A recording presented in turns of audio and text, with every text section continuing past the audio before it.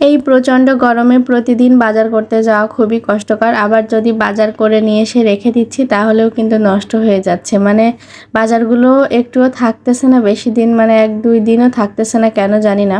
So hello everyone, আসসালামু আলাইকুম। কেমন আছেন সবাই? আলহামদুলিল্লাহ আমরা ভালো আছি। বাজারগুলো নিয়ে আসছিলাম, সেগুলো তো গুছিয়ে রাখবো, তারপরে রান্না করব। তা না হলে তো এগুলো এলোমেলো থাকবে আর বাচ্চারাও একদম ছিটিয়ে একাকার করবে, ওরা নষ্ট করবে। তো সেগুলো আবার তুলে রাখছিলাম, আর তুলতে গিয়েও তো ওদের জ্বালাতন থাকেই। আর ওগুলো সব গুছিয়ে নিয়ে আবার রান্না করতে আসলাম। এই কয়দিন কিছুই খেতে ইচ্ছা করতেছে না আমার, তরকারি মাছ মাংস কিছুই ভালো লাগতেছে না। শুধু ভর্তা হলে একটু ভাত খেতে পাচ্ছি, আর না হলে অন্য কিছুতে রুচিই থাকছে না। তো আজকে ভাবলাম ঝালঝাল করে আবারও ভর্তা করব, যদি একটু ভাত খেতে পারি। তো আমি বেগুনের ভর্তাটা তেমন একটা করি না, তবে আজকে একটা এক্সট্রা বেগুন ছিল ফ্রিজে, তো ভাবলাম বেগুনটা ভর্তা করি। আর আমার হাজব্যান্ড যেহেতু খাবে না, মানে ও ভাত তো খায় না, ওইভাবে সবজি খায়, তো ভর্তাটা ওর জন্য করি নাই। ও এই জন্য একটাই করছিলাম, একটা ভর্তা হলে আমার হয়ে যাবে। আর অবশ্য এত লাগে না, কারণ 3বার তো ওইভাবে খাওয়া হয় না। তো একটা ভর্তা করে নিলাম, যেটুকু থাকবে ফ্রিজে রেখে দিতে হবে। এই আর কি, ভর্তাটা অনেক লোভনীয় হয়েছে। একটু ঝালঝাল করে মেখে নিলাম। ভর্তা মাখাটা দেখে বুঝতে পাচ্ছেন আমি কিন্তু অনেক তৃপ্তি করে খেয়েছি, যেটুকু খেয়েছিলাম। আর বেগুনের ভর্তাটা ওইভাবে আমি করি না, খাওয়া হয় না, তবে আজকে দেখলাম অনেক ভালো হয়েছে। মানে পুড়িয়েছিলাম তো, একটা স্মোকি ফ্লেভার ছিল, এই জন্য ভালোই লাগছিল। আর সাথে আলু ভর্তা, আর আলু ভর্তার ডাল আমার ছেলের তো খুবই পছন্দ। আমার ছেলে অনেক মজা করে খায়, আমার মেয়েও খায় সাথে।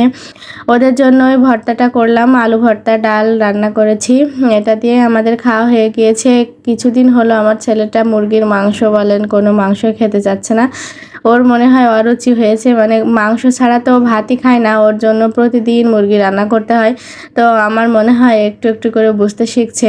বাচ্চারা এরকমই, কোনো কিছুতে প্রেশার ক্রিয়েট করা আসলে ঠিক না, কারণ সব বাচ্চা তো একরকম হয় না।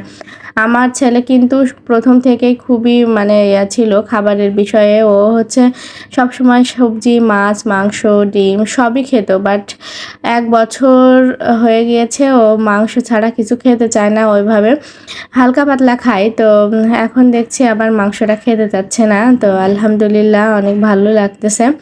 যাই হোক, আমি সন্ধ্যার দিকে ভাবলাম একটু জুস বানাই।